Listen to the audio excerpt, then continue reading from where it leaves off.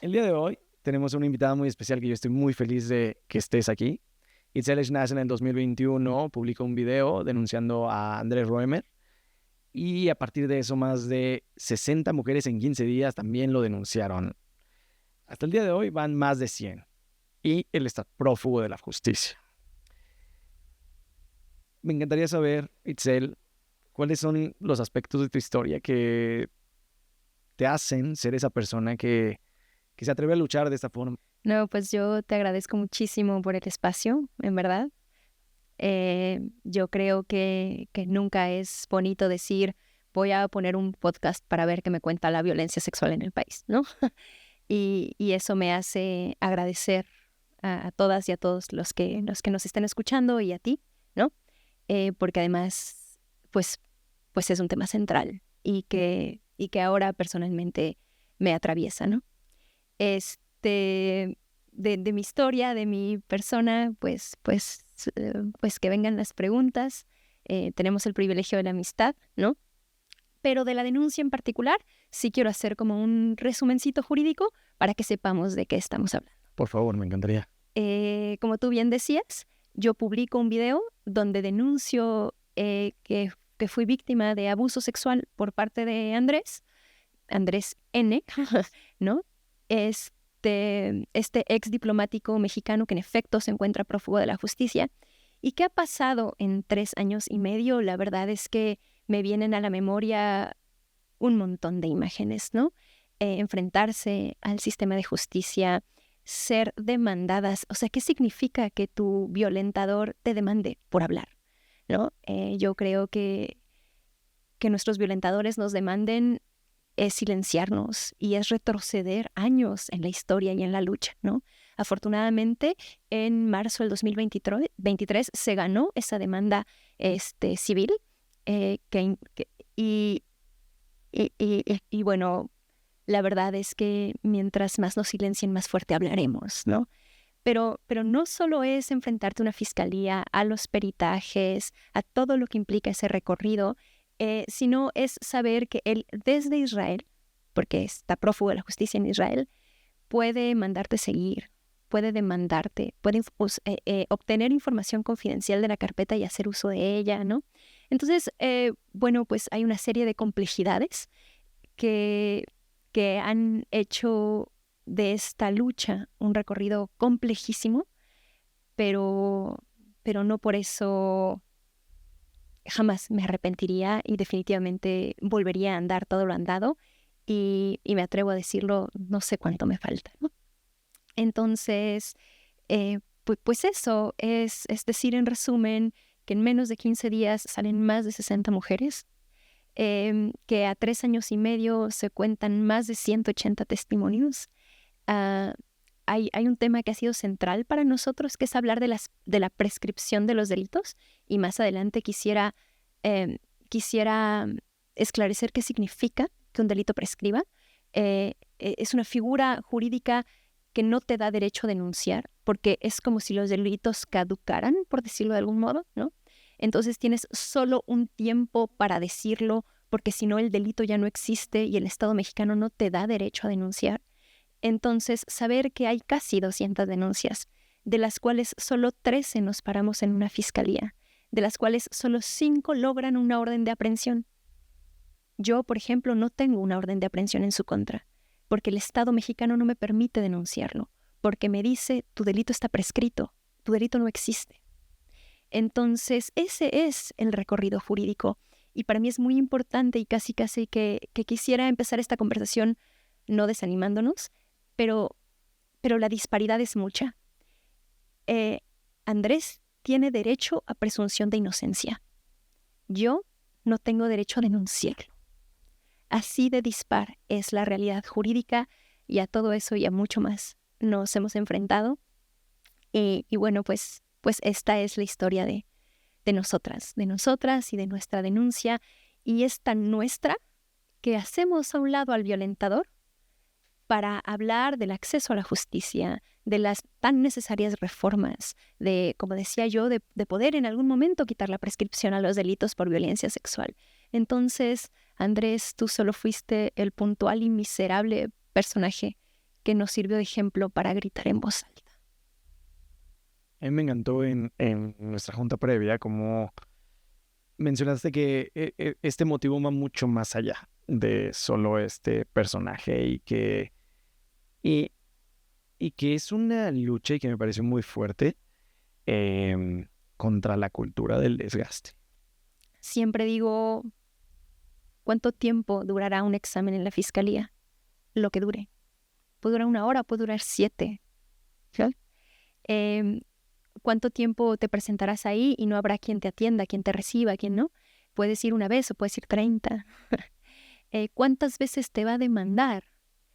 Una pregunta también central, ¿cuántos enemigos tienes? Porque al día de hoy se ha narrado su complicidad política, ¿no?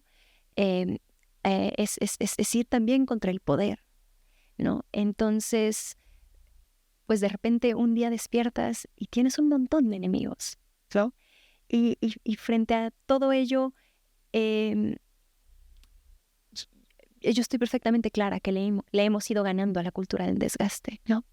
Porque mientras más se empeñen en posibilitar, en imposibilitar, en frenarnos, yo creo que el gran trabajo está en permanecer y en estar ahí y en no desistir, ¿no? Yo he dicho, les prometo cansarme, pero jamás rendirme, porque es lo único, enfrentarte a esa imposibilidad es lo único que va a modificar el sistema para que algún día para alguien más sea más sencillo.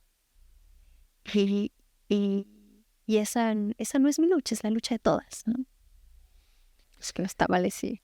A mí me encantó lo que platicamos, donde me hiciste ver que esto más que una posibilidad se volvía en una responsabilidad. Sí, eso es algo de lo que de lo que me gusta charlar, ¿no? Yo siempre digo, y no me es fácil contextualizarlo, pero siempre digo que la denuncia, o sea, cuando la pregunta tan obvia, ¿por qué existe la denuncia? ¿Cómo se logró la denuncia? ¿Qué elementos hubo para que la denuncia pudiera funcionar? Yo siempre digo que existen 3 razones fundamentales. La primera es porque estoy denunciando hoy y no hace 10 años. Es una dimensión espaciotemporal. Hoy existe la posibilidad de denunciar y por ende tengo la responsabilidad de hacerlo, ¿no? Este lugar tan común y tan terrible de, es que hoy cualquier mujer puede hablar ¿no? No es cierto. Me gusta poner sobre la mesa el sujeto de herencia. ¿Qué significa esto? Yo soy el resultado del empeño de muchas. Esto ha sido evidentemente una batalla heredada, ¿no? Y habré de decirlo también, de muchas sin rostro y de muchas sin nombre, porque existen fosas, porque vivimos en un país feminicida, ¿no?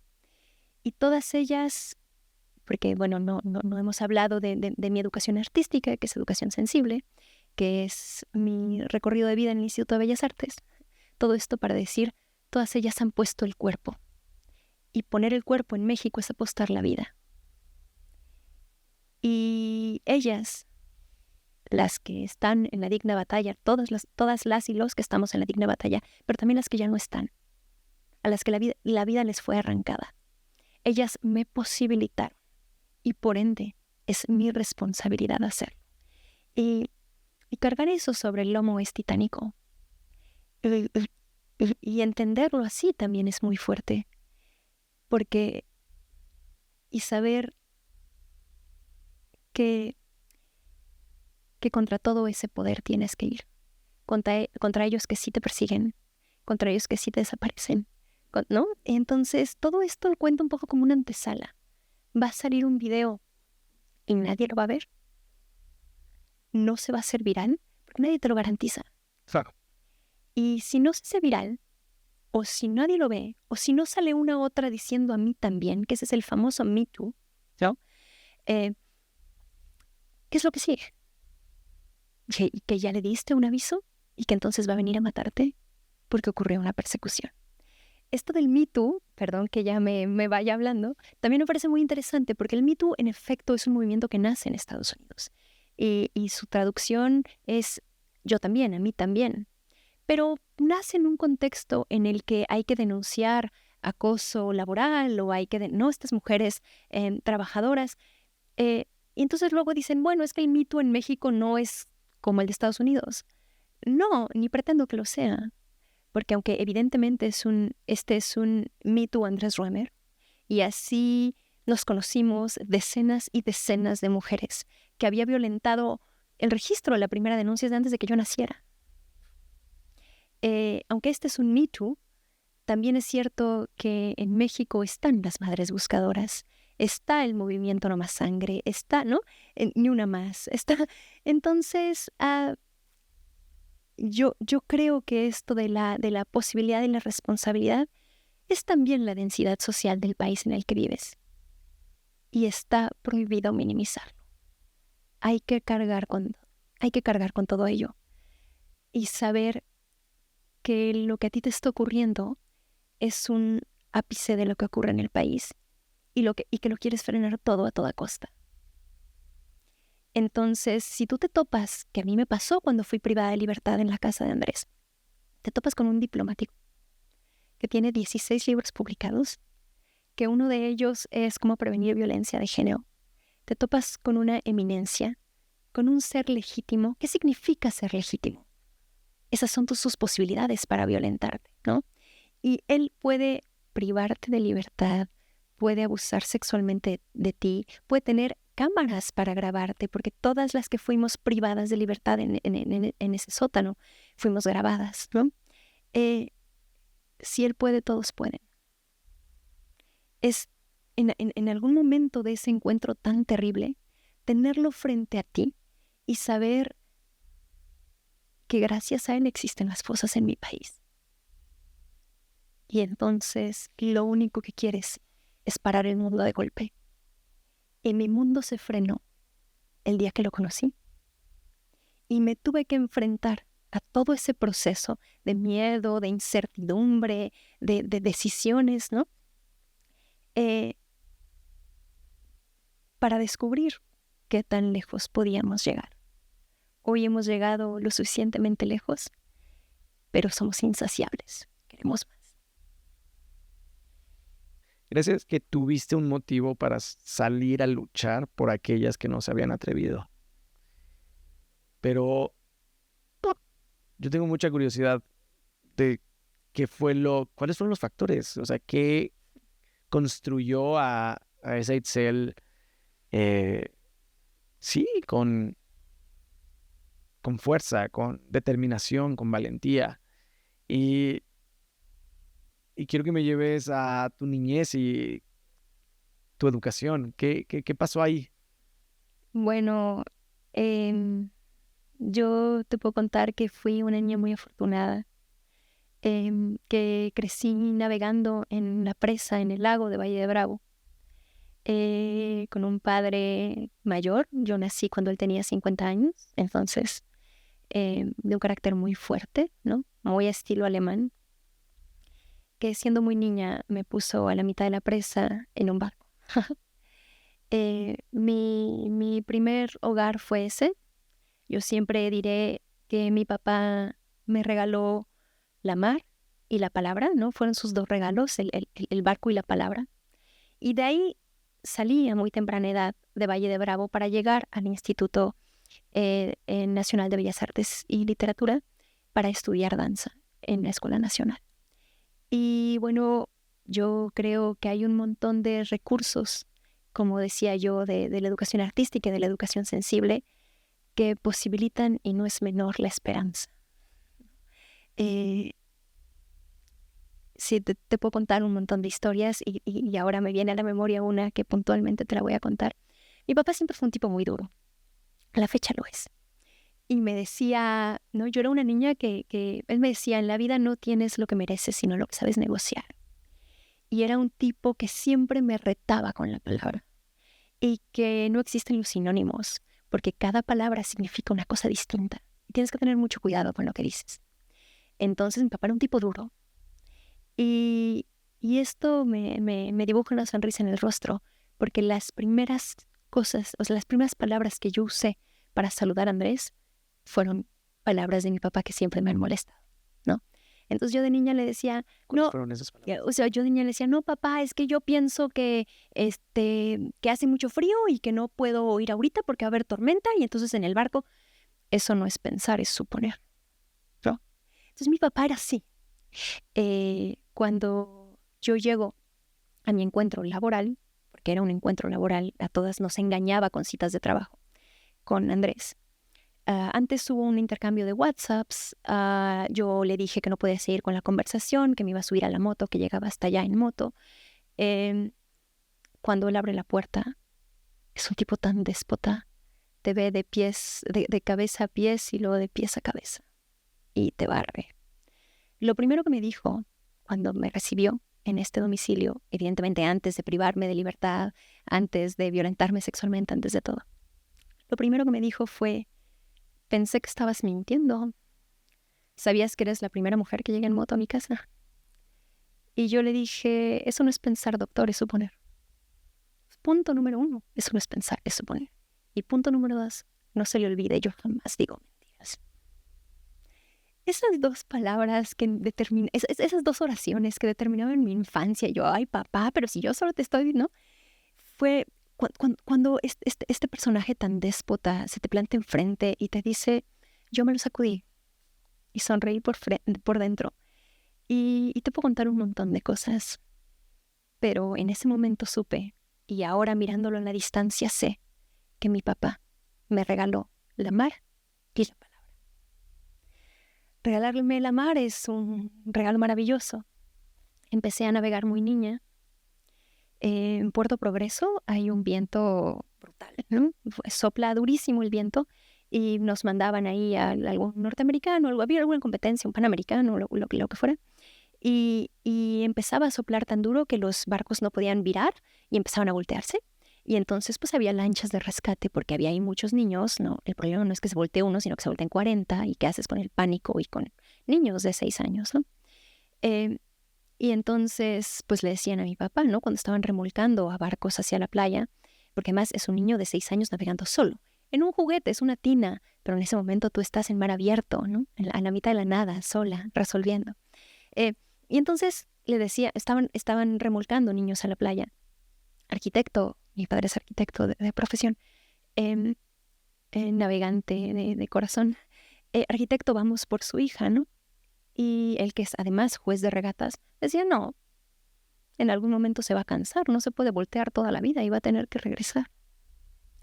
Yo llegaba horas después de haber atravesado la tormenta, destrozada, a la playa.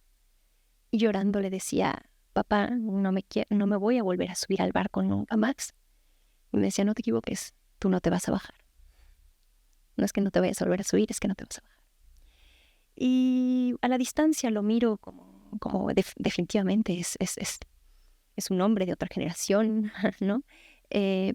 Podremos hablar del montón de machismos que los hay, ¿no?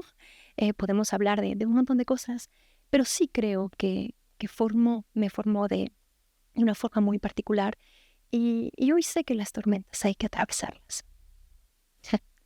y, y este ha sido un navegar completamente inesperado, como lo es la tormenta media mar, ¿no? Y bueno, y este gran regalo de la palabra. Después de ello, yo evidentemente renuncio al barco, ¿no? O sea, es como, ya por favor, ¿no? Y llego al Instituto de Bellas Artes a estudiar danza clásica. La vida era más rigurosa que con papá en casa, ¿no?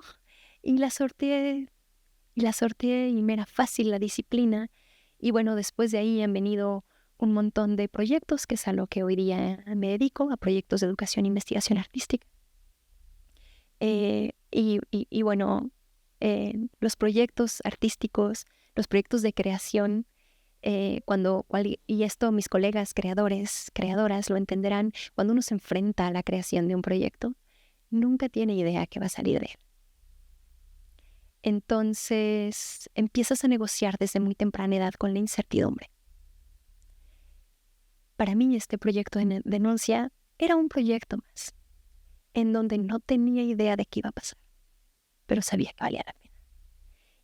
Y esa posibilidad de aventarse al vacío para ver qué sale, ¿no? O sea, tú dices, no, yo tengo un podcast, los voy a llamar a mis amigos y voy a hacer, no tienen ni idea ni de cómo lo van a gestionar, de dónde van a sacar recursos, quién diablos los va a escuchar, a quién van a invitar, de qué van a hablar. No sabes nada, solo sabes que lo quieres hacer. Y ese querer hacer las cosas es lo único que necesitas para hacerlas. Y lo que venga en el camino, que me sorprenda. Recuerdo mucho que mencionaste en nuestra junta previa un grupo de amigas con las que te sientes muy afín, a pesar de que han pasado los años y que cada una ha tomado su propio camino. Y también recuerdo que me mencionaste a unos maestros que dijeron, ¿por qué te educamos de esta forma? Ahora tu vida está peligrando. Sí. ¿Me puedes llevar un poquito por ahí? Tratando de retomar lo que decía, como para ir redondeando, la denuncia existe por 3 razones fundamentales. La primera es porque estoy denunciando hoy y no hace 10 años. Es una dimensión espaciotemporal. Hoy se puede y por ende tengo la responsabilidad de hacerlo. La segunda es el autorreconocimiento. Había 3 denuncias anónimas en Twitter que narraban exactamente lo mismo. Entonces, cuando tú sales de esa casa, no entiendes nada. Probablemente no lo vas a entender nunca. Pero en Twitter ves que a alguien le pasó exactamente lo mismo. Que la recibió el personal de servicio, que la llevaron a una sala, que se tardaron 10 minutos en atender, que empezó a hacer promesas laborales y que de la nada se vino encima de ella, le empezó a agredir, la forma en la que se dio esa agresión. En ese momento yo dije, no hay manera que seamos 4. Entonces, bueno, está en la dimensión espaciotemporal, está el autorreconocimiento, que es fuertísimo. Es fuertísimo que otra mujer te cuente lo que te pasó a ti. Y está de lo que platicábamos ahorita, ¿no? La educación artística, la educación sensible, la capacidad de apostar por aquello en lo que crees, ¿no? Y que venga lo que venga, porque vale la pena apostar por aquello en lo que crees. Entonces, ese es un contexto general de lo que pienso que ha posibilitado la denuncia, por un lado. Por el otro, definitivamente mis maestros, ¿no? Yo salgo de este espacio náutico, por llamarle de alguna manera, de esta infancia tan llena de aventuras y tan llena de responsabilidades y tan llena de retos y tan llena de un padre que todo el tiempo, sí, me retaba con la palabra, ¿no? Y me exigía, como que salgo y renuncio a ese mundo para llegar al Instituto de Bellas Artes, donde conocí a mis maestros y maestras que han acompañado toda esta trayectoria, donde construí mi empeño político, donde construí muchas de mis razones, ¿no? Entonces, claro, pues llegar ahí fue toparme pues con seres extraordinarios que yo tengo el privilegio de decir que acompañaron. Yo entré a estudiar Bellas Artes a los 11 años, ¿no? Entonces, el final de mi infancia, mi pubertad, mi adolescencia, y yo ya tenía los mejores amigos del mundo, ¿no? Uno de ellos es Javier Contreras, y digo su nombre de manera pública porque Andrés lo difamó en un audio, en donde nos encerró a ambos, nos grabó y nos difamó.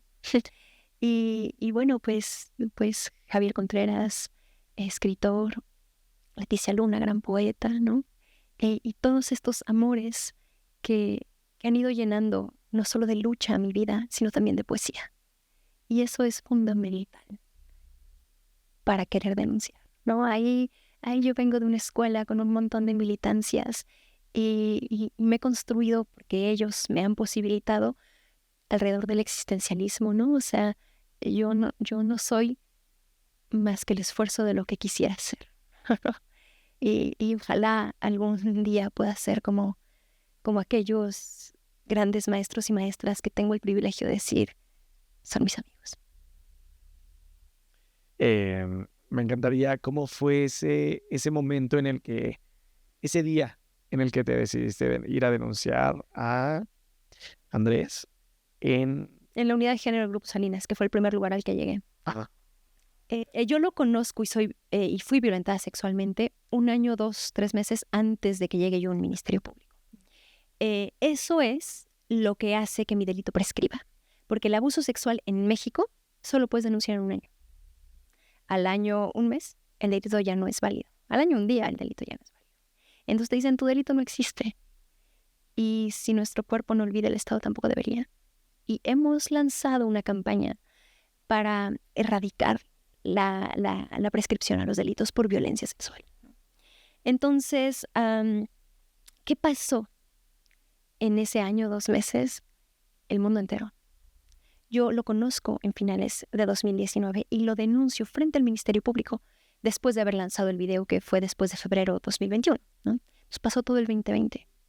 Pero cabe mencionar que el 2020 fue cuando COVID-19 entró a México, en marzo del 2020. Fue un año tan confrontante. Fue un año que mientras todos vivíamos por primera vez ese encierro, porque no es lo mismo cuando empieza COVID que después de la tercera vacuna, pues, ¿no? Cuando vivíamos ese encierro y a todos nos retaba la soledad, yo todos los días me despertaba pensando en Andrés y me dormía pensando en él. Decía, ¿qué es esto? ¿No? Y me dediqué a investigar quién era, a leer sus libros, a ver quiénes eran sus amigos, a decir, esto es indenunciable.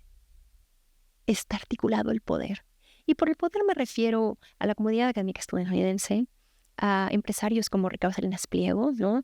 Y la televisora y los medios de comunicación y todo lo que eso implica, ¿no?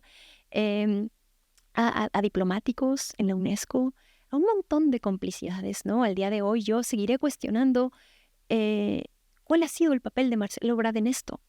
Porque la Secretaría de Relaciones Exteriores con el ex canciller, es decir, él siendo canciller, tenía ciertas obligaciones. ¿Qué ocurrió? Porque las extradiciones no se han logrado, ¿no? O sea, porque nunca hemos sido informadas de este proceso, porque no hemos tenido una debida representación. Tanto hay mucho que preguntarle a la Fiscalía General de la República, pero también a la Secretaría de Relaciones Exteriores. Y todas esas complicidades las estamos y las vamos a seguir narrando, ¿no? Entonces, bueno, ya está de más decir que sus padrinos de boda, o no sé qué diablos, fueron Meade, Fox, Monreal, ¿no? Y que está Ricardo Salinas Pliego, que está Marcelo Ebrard, que está... ¿Contra quiénes vas y cuántos? Y peor aún, ¿qué hay detrás de ellos? Es que hay que ir contra el poder, pero en ese... Sí, que son vecinos, ¿no? También. Sí, pero en ese año en el que todo me amenazaba, ¿no? Previo a llegar a la unidad de género también de Grupo Salinas, a mí, yo me paraba frente a una hoja en blanco y los dibujaba así, lo que yo llamo círculos de poder. La comunidad judía, la comunidad política, la comunidad académica estadounidense, la comunidad... Y me preguntaba a mí misma, ¿será posible que rompamos con todos estos círculos de poder? ¿O nos vamos a quedar en el camino? ¿Algún día voy a conocerlas a ellas? A esas 3 denuncias anónimas. Cabe mencionar que a casi 4 años de haberlo denunciado solo conozco a una. Las otras 2 siguen en anonimato. Al principio esos 60 denuncias que salieron en 15 días fueron una avalancha. Pero el 2 de octubre del año pasado lo metieron a la cárcel en Israel, ¿no? Fue privado de libertad por el Estado de Israel. Y salió una mujer, bueno, no una, varias, por primera vez a decir, Mitzel, te había querido contactar desde hace 3 años. Porque claro, cuando ven que eso ocurre, ¿no? O sea, cuando sale tu video, quieren decirlo todo. Pero o no, o quieren quedarse en silencio para siempre. Pero 3 años después te escriben y te dicen, es que no han dejado de salir denuncias. Hay decenas y decenas y decenas de mujeres violentadas durante décadas y décadas y décadas. Entonces, me paraba frente a esa hoja en blanco, regresando al tema, y decía, ¿será que podamos romper con esto? Y yo deseo que sí, que todas y cada una de nosotras, las denunciantes de Andrés, rompamos con eso. Pero también deseo que todas las mujeres en este país sepamos que podemos denunciarlos, a él y a cualquier otro. ¿No? Entonces, por eso también es importante decir que hemos hecho a un lado a Andrés para hablar de cosas que son mucho más importantes, para construir la cultura de la denuncia, para contagiar la esperanza, para decir, venga, denúncialo y aquí estamos, y vamos contigo, quién es quién sabe y quiénes no importa. Entonces, a mí me encantaría, o sea, porque además me lo he preguntado muchas veces, ¿cómo fue que articulaste todo este círculo de contención y de apoyo legal y para poder atravesar esto, porque neta no fue nada, o sea, llevas 4 años. 5 de que lo conocí. Yo creo que como todo proyecto que uno sabe, uno no tiene nada armado cuando construye la apuesta, ¿no? Como cualquier proyecto, nada está armado y todo se sigue armando, ¿no? En un principio había una familia que me contenía porque yo hablé con ellos y les dije, se trata de esto, ¿no? Hoy día parte de la familia ha mirado para otro lado, porque lo terrible de denunciar violencia sexual es que no es el único violentador. Y si de pura casualidad en tu familia hay un tío violador, entonces ya no les gusta que denuncies. O denuncia a Andrés, pero no denuncies a Manuel, porque pues es tu tío. No denuncies a Francisco, ¿no? Entonces, ¿cuál es la red de apoyo? Yo te diría que esa se construye y se deconstruye y va todo el tiempo cambiando y te vas quedando sola miles de veces. Y esto es como la cronología de la soledad. Pero también de ese tamaño es todo lo que encuentras. Y habrá quienes renuncien y podrá, ¿no? Tú ves caerse a cachos la familia, ves caerse a cachos las denunciantes. ¿Por qué? Porque vivimos momentos bien complejos y vamos y venimos. No están todo el tiempo ahí, ¿no? Ves caerse a cacho las carpetas porque se pierden los expedientes, porque obtienen información, porque, ¿no? Ves caerse a cachos a todos, pero jamás veré caerse a cachos, o eso espero, mi congruencia y mi dignidad. Yo le decía a mi familia recientemente, yo no le debo absolutamente nada a mis primos. Yo no le debo absolutamente nada a mi abuela. Yo a la única que le debo entereza, congruencia y dignidad es a mí misma. Entonces, si no te gustó, be my guest.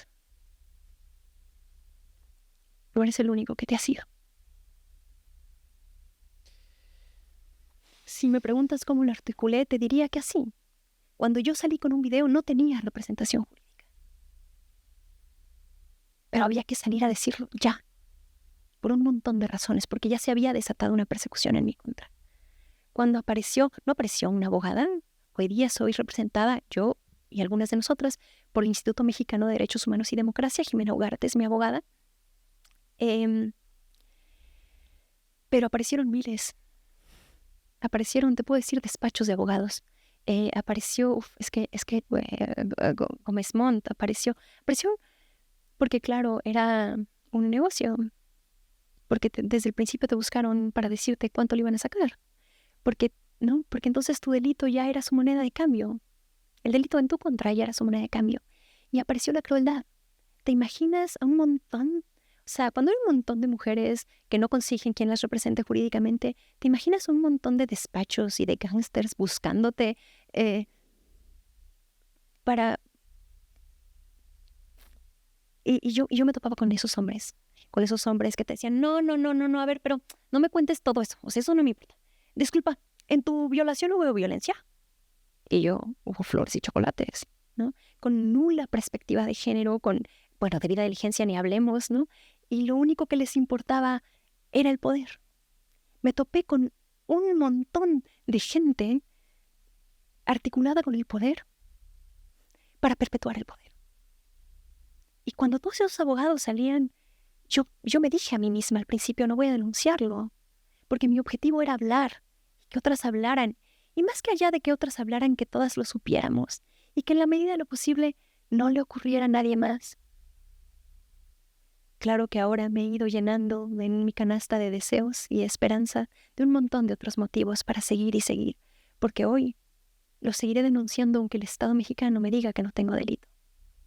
No importa, yo voy a seguir hasta hacer existir mi delito, porque nadie me va a decir que no tiene validez. Nadie te va a bajar de ese barco. Totalmente. Creo que, yo que para mí los trámites es un rollo. Como que ver esa perseverancia que tienes en hacer a la autoridad que haga su trabajo, Sí. de verdad que es súper admirable. Es que yo digo que solo tienen que hacer su trabajo, ¿no? Pero también pienso que esta historia la escriben todos los que no pudieron y todas las que sí pudimos. Porque yo te puedo contar lo que la UNESCO no pudo o no ha podido.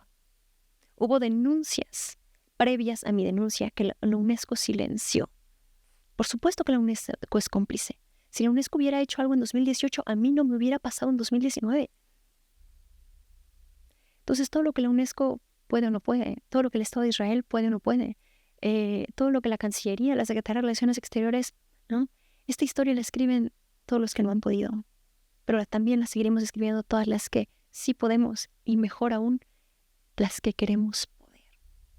Y a mí me llamaba mucho la atención una pregunta que me hicieron en una entrevista, si no me equivoco, en Sin embargo, que fue una entrevista muy bella. Me decían, ok, Itzel, tú no tienes carpeta, tú no tienes delito en su contra, ¿no? Tú no puedes hacer nada, pero ¿qué esperan tus compañeras? ¿No? Y cuando te preguntan qué esperan, es como, ¿qué crees que pase? ¿Crees que pase algo? ¿Crees que algún día venga? No, es como, yo contesté, esperamos tanto y somos tan absurdas que por eso nos metimos en esto. Entonces es romper la pregunta, porque ya no se trata de qué estás esperando, sino de qué tamaño es tu esperanza. Y nunca nadie me va a arrebatar la esperanza. Es gigantesca. Espero todo. No solo que las autoridades nacionales e internacionales hagan su trabajo, sino que la violencia en mi país se acabe y que sea del tamaño, que mi país pueda ser del tamaño que lo merezco y lo merecemos. Eso es lo que espero.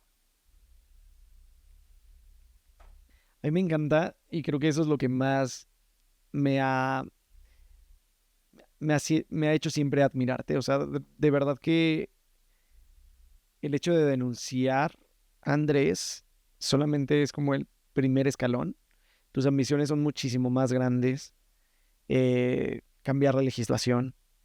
Hay una estructura y una organización que has detonado que a mí me parece, o sea, empezando necesario, pero que seguramente, y eso es lo que me has hecho cambiar en mí, encontrar las posibilidades, el ver que algo no es imposible por más imposible que parezca, hay forma de hacerlo, hay forma de materializarlo y eso es lo que veo en ti y en tu historia. Y al mismo tiempo no sé si lo logre, ¿no? O sea, yo quiero quitar la prescripción a los delitos, pero seguramente no podré yo, ni podrá el equipo jurídico que me acompaña. A lo mejor le toca a alguien más cuando ya no estemos en este plano, ¿no? Pero lo importante de andar es empezar.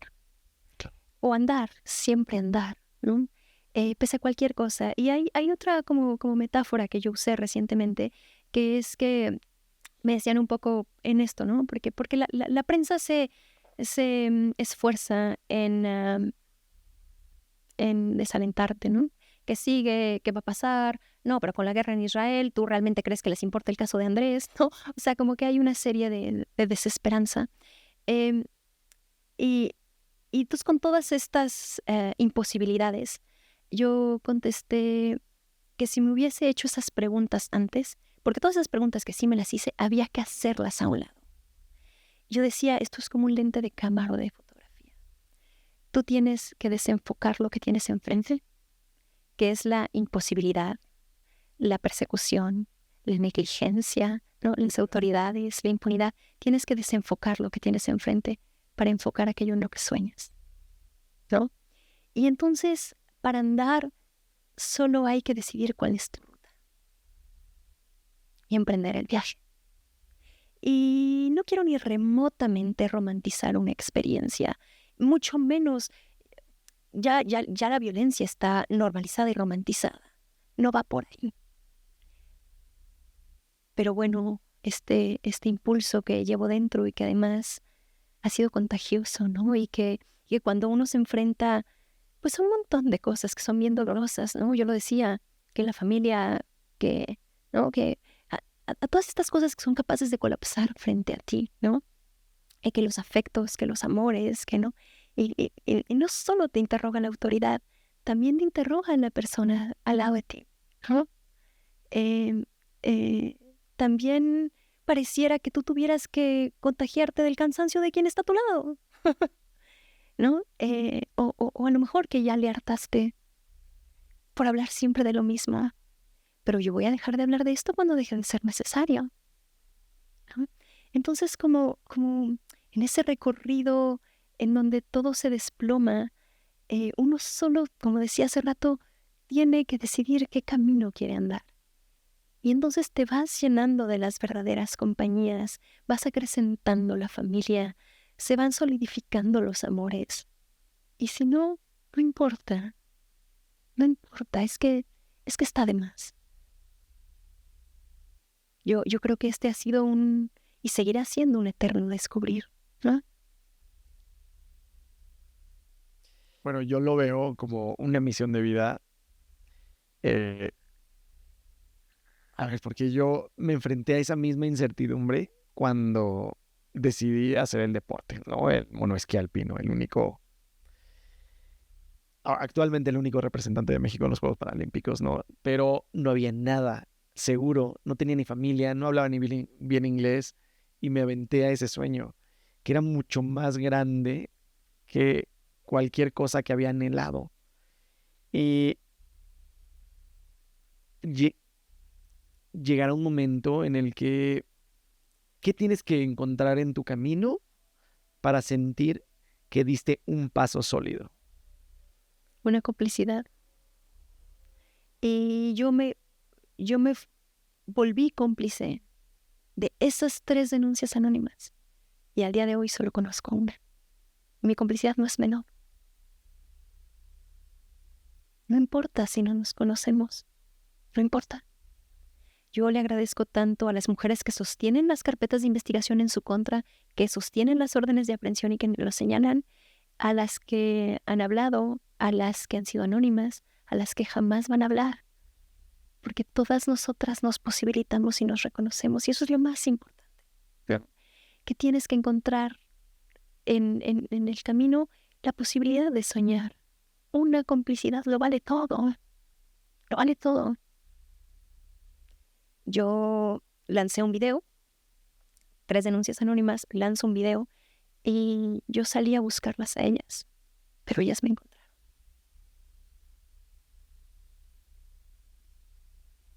Yo recuerdo que en algún momento nos encontramos en una reunión y teníamos a una amiga tuya. Una amiga mía. Sí. Y en este caso me encantó lo que dijiste porque fue ocúpate de estar bien tú. Y si en tu tiempo libre quieres hacer esa denuncia, hazlo. Sí, Pero primero tienes que estar bien tú. Sí, me acuerdo perfecto cuando, porque de verdad era yo siempre digo que un call center donde no sacaba, pero sí recibía llamadas y todas me hablaban para contarme lo que les había ocurrido con Andrés. Entonces, atender estas llamadas, yo en aquel momento decía, hagas lo que hagas, lo más importante es denunciar a Andrés, sal y denúncialo, ¿no? Y después hacía una pausa y decía, hay algo más importante que tu violentador, y es esto.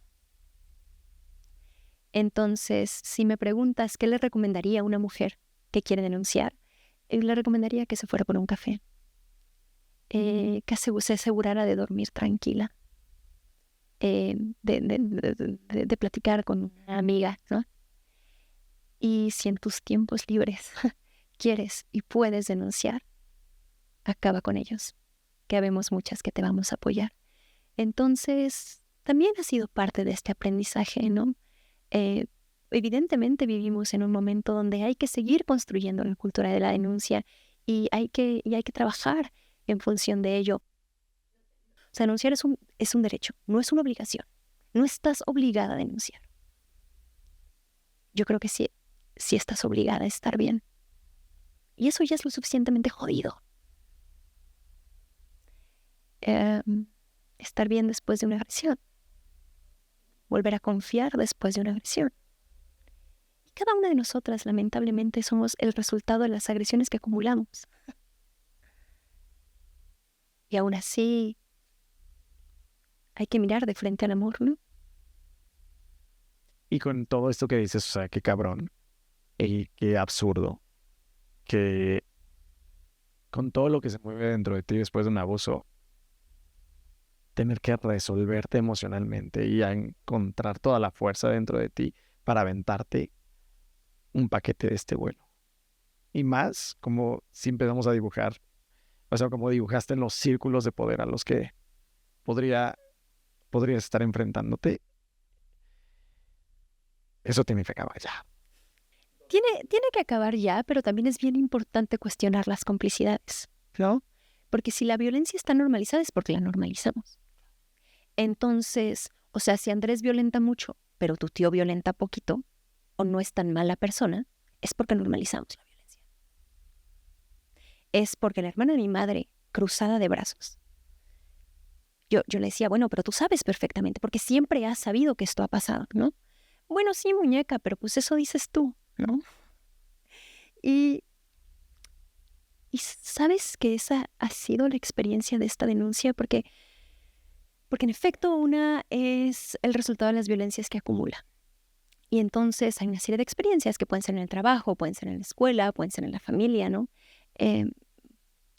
Mayores o menores, si es que existe la violencia menor, lo cual no lo creo, y sin minimizarla, por supuesto. Y de repente, frente a estas que son tus historias y te atraviesan, te toca el poderoso. No le quiero dar un lugar especial porque no lo tiene ni lo merece, ¿no? Pero tú te has enfrentado toda la vida a tu familia. Y tu familia dice, bueno, pero pues es que es el tío buena onda. Es el más buena onda. Es que también... El gran problema de la violencia sexual es que creemos que existe una especie de monstruo. Y existe un ciudadano de pie, que puede ser el tío buena onda, puede ser diplomático, puede ser académico, puede ser científico, puede ser tu maestro favorito, ¿no? No es un sujeto ajeno. Es un sujeto inmerso en una cotidianidad que tiene gente que le quiere. Y eso no lo justifica. Entonces, para mí, enfrentarme a Andrés y decir, venga, voy por esto, porque además lo voy a decir tal cual, ¿no? Mi primera denuncia, mi declaración, cuando me preguntan por qué lo vas a denunciar, yo contesto porque afortunadamente no es mi tío. Porque se vuelven indenunciables. Porque lo has dicho siempre y nunca ha sido importante. Yo me acuerdo perfecto cuando mi sobrina nació. La tomé en brazos y le dije, te prometo que no voy a ser como las tías que a mí me tocaron. ¿Ah? ¿Qué implica ser tu tía, criatura? No, tenerte en brazos. Previo a denunciar a Andrés, yo reuní a mis primas y les dije, si a ustedes o a sus hijas o si un día necesitan algo, tengan la certeza de que yo voy a frenar el mundo entero. Mi mundo entero, mi cotidianidad, mis quehaceres, por estar para ti, por saber qué hay detrás, por tratar de entender cómo estamos legitimando a un sujeto que nos violenta. Entonces, tú dices, esto no puede seguir y esto tiene que acabar. Pero la pregunta es, ¿qué tenemos al lado que no hemos siquiera cuestionado? Esa es la verdadera pregunta. A mí, y hablo mucho de esto porque fue un drama reciente, ¿no? A mí mi tía me interrogó cruzada de brazos, me dijo, pues eso dices tú, muñeca, nosotros lo resolvimos en familia. A lo que yo le contesté, ¿eso significa que mis primos saben? Por supuesto que lo saben. Pues que pasen los primos, como Laura en América, ¿no? Y tú, señora, eres cómplice, porque siempre lo supiste, siempre lo minimizaste, siempre lo manejaste a tu conveniencia. Y ahora toda la familia está preocupada por tu bienestar. La hermana de mi mamá es cómplice de un violentador sexual.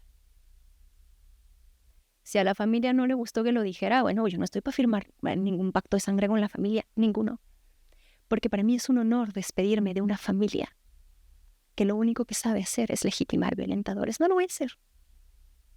Entonces, claro que es fuerte esto, pero es que nos pasa en todos lados, nos pasa en nuestros núcleos más cercanos, pasa con, ay, ¿cuántas veces en las escuelas hemos escuchado, es que así es ese maestro? ¿Cómo? ¿No? Cuando tú dices es que así es él, es como si le entregaras una especie de licencia de conducir para decir tienes derecho a violentar. Y eso es gravísimo. Pasa en todos lados. Me encanta que lo digas, hay que acabar con ello.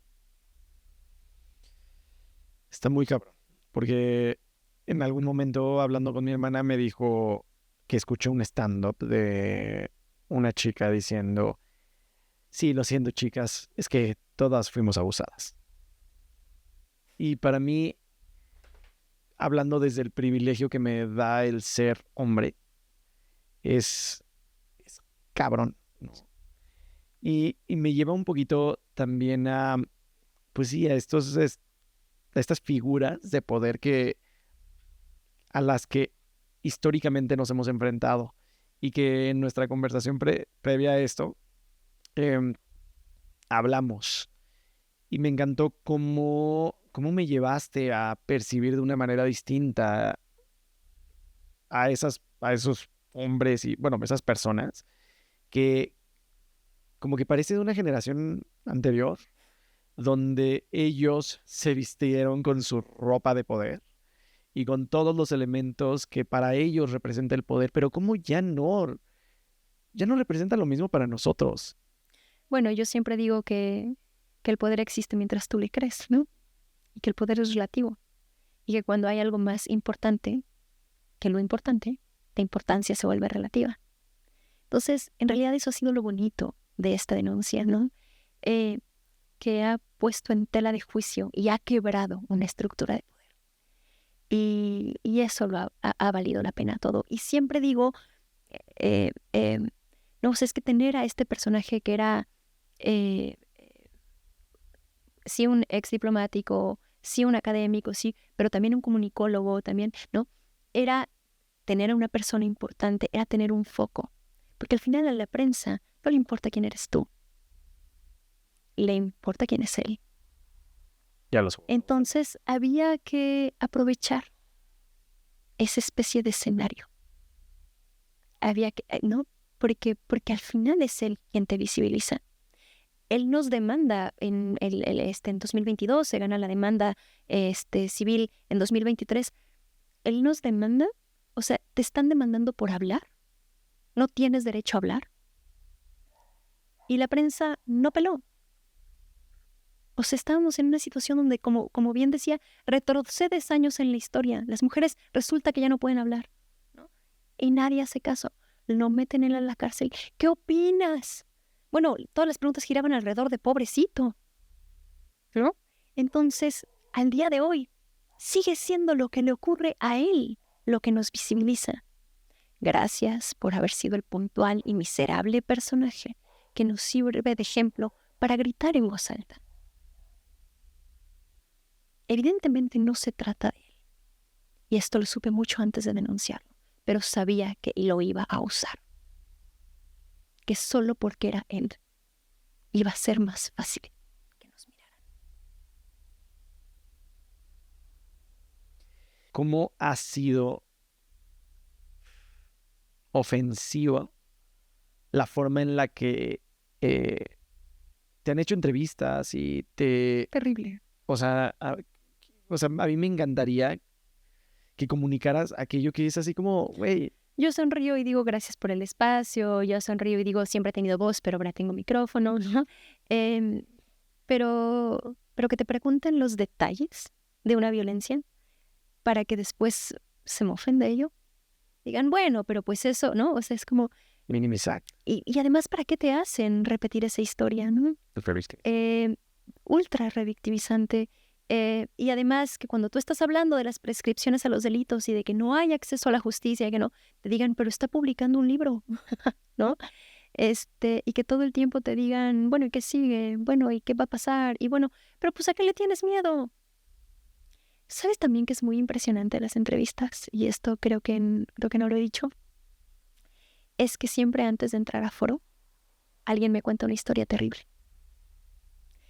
Porque al final era un tipo tan déspota, tan arrogante y tan violento, y dedicado además a la comunicación, que en todos los foros se cuenta algo de él. En todos los foros. Entonces te dicen lo que hacía con las trabajadoras en la televisora. Te dicen lo que hacía, bueno, pero es que él hacía esto, y él hacía esto, y a mí me consta que no sé qué. Bueno, a mí me han contado comunicólogos importantes. Yo partiré siempre de descreer la importancia. Así como, no, Itzel, es que yo te quería compartir que violó a mi sobrina. Entras al aire y en ese momento dicen, pero Andrés es inocente hasta que se compruebe lo contrario. Y a ti te viaja en la sangre un dolor. Un dolor. Es que es eso, el cómplice somos todos, querido. Y todo el mundo lo ha perpetuado. Y por supuesto que habemos quienes no lo queremos perpetuar. Ni con el diplomático, ni con el de la esquina, ni con el tío, ni con nadie. Yo sí tengo la entereza de poder decir que ningún violentador ha tenido un segundo de mi complicidad. Y que así siga así. Es súper esperanzador escucharte, de verdad. Me hace sentir que se puede empezar una lucha contra algo que ya no debería de existir. Se puede empezar cualquier lucha. Es que yo te he visto a ti varias veces bajándote una vez más a quejarte de un coche estacionado frente a una rampa. ¿Por qué una vez más? Porque sigue siendo necesario. Las luchas empiezan todos los días y tal vez se agotan en sí mismas porque no llegan a ningún lado. Y por eso hay que insistir. Hasta que no se cambie. Aunque pareciera que la lucha no vaya a ningún lado, ¿no? Hoy quitamos a este coche para que mañana él mismo se estacione. No importa. No importa. De verdad que la lucha deja de ser necesaria cuando ya no ocurre. Mientras siga ocurriendo es necesario, ¿no? Claro que uno se compra tareas titánicas, pero si no encuentras la satisfacción y la fascinación en eso, pierdes el sentido, ¿no? Yo no es la primera vez que lo digo y me gusta decirlo porque Galeano en uno de sus libros cita a Fernando Barri cuando en un aula frente a estudiantes le preguntan, maestro, ¿para qué sirve la utopía? Y él contesta que la utopía está en el horizonte. Entonces, que tú avanzas 3 pasos y la utopía se aleja 3 pasos. Y que tú avanzas 6 pasos y la utopía se aleja 6 pasos. ¿Para qué sirve? Para seguir caminando. Entonces, me acuerdo también que en una entrevista con Sabina Berman, cuando de manera bastante fuerte nos preguntaba qué es para ti justicia. Y si a ti te pagan tanto, ¿estás conforme? ¿Eso es justicia? ¿Y qué es para ti justicia, no? Y era una situación difícil, donde además apenas nos estábamos reconociendo nosotras como víctimas. Cada quien contaba su historia, siempre la minimizan, y siempre, ¿no? Yo estaba tan molesta que contesté, la justicia no existe, la estamos construyendo. Y a seguir, pa'lante, siempre. Y que se desplome todo aquel que quiera caer rendido. Que sigamos todos aquellos que nos encontremos en el camino, y sobra decirlo, es un honor. Es un honor andar acompañada de amistades, de amores, de acrecentada familia. Y para adelante. Gracias por tu existencia y por tu lucha, que es la lucha de todos. Y que dejemos de luchar el día en que ya no sea necesario. Y por nuestras complicidades y por todo lo que nos une. Muchas gracias por haber estado aquí. Muchas gracias.